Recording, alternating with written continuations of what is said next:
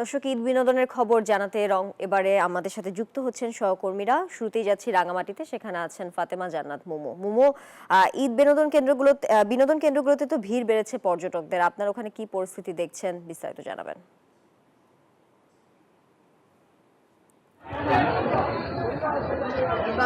ধন্যবাদ তানিয়া। আপনি যেমনটি বলছিলেন, রাঙামাটিতে আসলে বিকেল বাড়ার সাথে সাথে ভিড় বেড়েছে পর্যটকদের এবং স্থানীয়রাও কিন্তু আসছেন।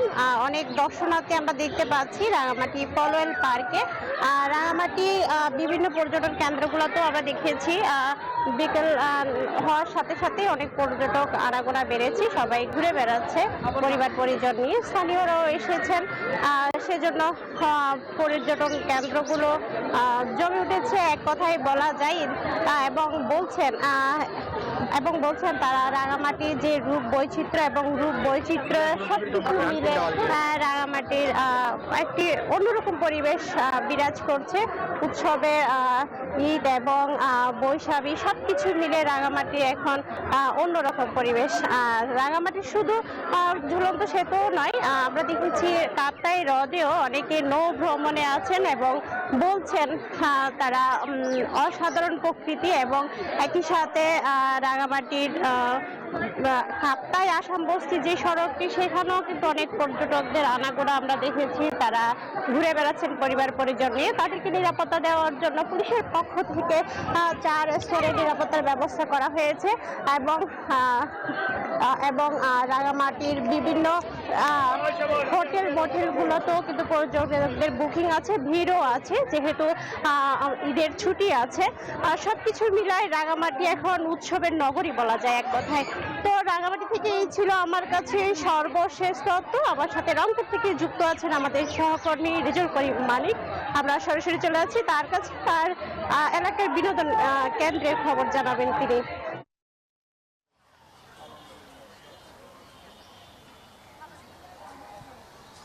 মোমো, শুনছিলাম অর্থাৎ পর্যটনের যেটি আপনার কেন্দ্রবিন্দু রাঙ্গামাটির খবর। আসলে রংপুর অঞ্চলে, বিশেষ করে উত্তর অঞ্চলের রংপুর যে বিভাগ যেটি বলি আমরা, রংপুর বিভাগের 8টি জেলায় তেমন কোনো বিনোদন কেন্দ্র না থাকার কারণে উত্তর অঞ্চলের বৃহৎ বিনোদন কেন্দ্র বলা হয় রংপুর চিড়িয়াখানাকে। এখানে আসলে আপনি দেখতে পাচ্ছেন যে ক্যামেরার চোখে উপচে পড়া ভিড় লক্ষ্য করা যাচ্ছে এই ঈদের তৃতীয় দিনে।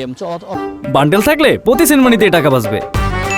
বিকাশ সেনমানি বান্ডেল কিনে জিতুন প্রতি লেনদেনে। অসংখ্য দর্শনার্থী কিন্তু আছেন, তারা এই চিড়িয়াখানায় বিভিন্ন প্রাণী দেখার জন্য পরিবারের ক্ষুদে শিশুদেরকে নিয়ে আসছেন। তারা কিন্তু তারা বিভিন্ন পশু পাখিকে পরিচয় করে দিয়েছেন। একটু আপনার সাথে কথা বলতে চাই, আপনি এই যে চিড়িয়াখানায় এসেছেন, কোথা থেকে এসেছেন এবং কি দেখলেন একটু আমাদেরকে বলুন।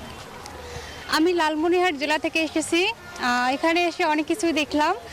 তো হরিণ ছিল, জলহস্তী, সাপ ছিল, অজগর, বানর ছিল, তারপরে বাঘ ছিল, অনেক কিছু দেখলাম আর কি। দেখে অনেক ভালোই লাগলো। হ্যাঁ, অসংখ্য ধন্যবাদ। একটু আপনার সাথে কথা বলতে চাই, আপনি কোথা থেকে এসেছেন এবং কি কি দেখেছেন, এই পরিবেশ কেমন দেখছেন চিড়িয়াখানার? মাশাআল্লাহ, আলহামদুলিল্লাহ, অনেক সুন্দর পরিবেশ আমাদের এখানকার। আমি পায়রাবন্ধ বেগম রোকেয়া বালিকা উচ্চ বিদ্যালয় ওখান থেকে এসেছি। ঠিক আছে, আমাদের রংপুরের আসলে পরিবেশ অনেক সুন্দর, চিড়িয়াখানার পরিবেশ অনেক সুন্দর। আমরা এখানে আসছি, এই যে চিড়িয়াখানা যে ঢুকলাম, দেখেন হাজার হাজার মানুষ আসছে। অনেক সুন্দর পরিবেশনা, আমাদের কোনো উশৃঙ্খল নাই, সুন্দরভাবে আমাদের এখানে উপস্থাপনা হয়। এখানে অনেক কিছু আছে, বাঘ আছে, হরিণ আছে, সিংহ আছে, তারপরে বানর আছে, তারপরে ময়ূর আছে, তারপরে আমরা কথা বলছিলাম দর্শকদের সাথে, তারা কিন্তু বলছেন যে চিড়িয়াখানার যে পরিবেশ, চিড়িয়াখানার যে পরিবেশ নিয়ে কিন্তু সন্তুষ্ট তারা।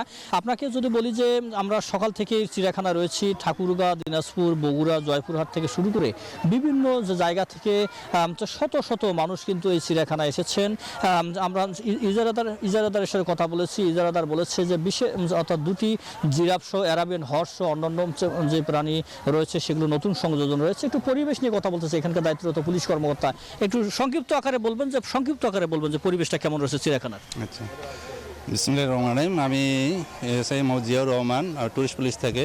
আমাদের একটা টিম আছে। আমরা আসন্ন ঈদ উল ফিতর উপলক্ষে কমলতি শিশু বাচ্চা থেকে শুরু করে বয়স্করা অনেকেই এই চিড়িয়াখানায় ঢুকতেছে, যাদের জন্য চিড়িয়াখানার অনেক পশু পাখি তারা দেখার জন্য আগ্রহী এবং দেখতেছে, এবং এখানে যেন কোনো অপ্রীতিকর ঘটনা না ঘটে, কোনো অনাকাঙ্ক্ষিত ঘটনা না ঘটে, যেমন চুরি বা ছিনতাই কোনো কিছু না হয়, যার কারণে আমরা নিরাপত্তায় আছি এবং মেট্রো থেকে মেট্রো পুলিশও নিরাপত্তায় আছে। আমরা সার্বিক আমরা কথা বলছিলাম পুলিশ প্রশাসনের সাথে, আপনি একটু বলবেন যে আপনাদের কোনো নিজস্ব কোনো বাহিনী আছে কিনা নিরাপত্তার জন্য? আসসালামু আলাইকুম, আমরা চিড়িয়াখানা মানে ঠিকাদার বলতেছিলাম এখান থেকে। তো আমাদের এখানে যথেষ্ট পরিমাণের প্রশাসন, আমাদের নিজের লোকজন থেকে শুরু করে সবাইকে দিয়ে আমরা এটা পরিচালনা করার ইচ্ছে। অসংখ্য ধন্যবাদ। কথা বলছিলাম চিড়িয়াখানার যত ইজারাদারের এবং প্রশাসন থেকে শুরু করে দর্শনার্থী তারা সবাই বলছেন যে তারা চিড়িয়াখানায় ভালো পরিবেশ বেড়েছে, তবে গণশৌচাগার প্রয়োজন এখানে, এটি কিন্তু বলছেন এখানকার আগত দর্শনার্থীরা। এই ছিল আমার কাছে রংপুর চিড়িয়াখানা থেকে সর্বশেষ পিসি তানিয়া হারুনের কাছে। মানিক, আপনাকে ধন্যবাদ। দর্শক, বিনোদন কেন্দ্রগুলোর খবর নিয়ে যুক্ত ছিলেন আমাদের সহকর্মীরা।